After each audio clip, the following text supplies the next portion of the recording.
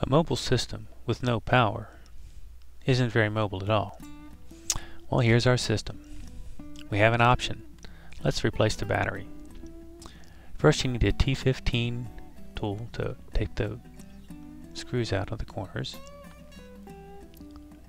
Once the corners are removed, we need to make sure that we label them appropriately so we can put them back in the right places. The sides come off as the corners are removed. Then we do the other side.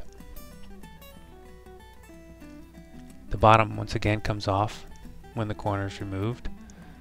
Then the fun part. The top has 8 retaining screws that hold it in place. There are 3 that go along the top, 2 on each of the edges, and then an additional 3 on the bottom side. Once those 8 screws are removed, then the front mesh plate comes off easily. We'll move that to the side so that we don't bend anything. The subwoofer needs to be removed. We have 4 retaining screws there. Take those out and we find what we're looking for. Our battery is nestled nicely and safely behind it. Once again, we have 4 additional screws to remove. Then the battery can come out easily. We remove the leads and the battery comes out smoothly. Our next objective is to head down to the store, pick up our new battery, and we're ready to go. New batteries come with a plastic tip to protect each of the positive and negative terminals. You need to remove those first. Insert the battery because the cables aren't long enough to reach outside, and then reattach the appropriate cables to the battery, and it slides nicely back into its little holding place. And now our objective is to reassemble what we took apart. 4 screws in for the retaining of the battery.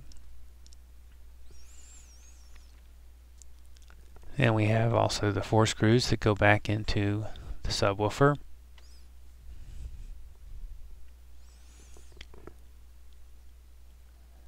And the fun part comes when we put the mesh on. Once we get everything aligned, I usually place the first center screw in place.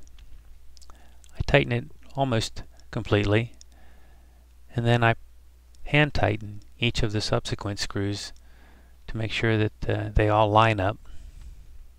I'm not interested in drilling new holes. So the 8 screws go in place, then the corners go back on. First corner, but we don't put the bottom screws in until we put the side piece in. The 2 corner screws hold that in place. The bottom bracket goes in to secure the bottom. Then we put the bottom brace along, tighten the bottom corner, working our way around the system. And last, we do the top corner. I usually save the bottom screws for last. And there's our system ready to go. Next thing we have to do is charge it for a full 8 hours. After 8 hours, it has a 12-hour charge. Now our system is ready to go, and we have a full power pack ready to go. Our sound system travels with us again. Yay!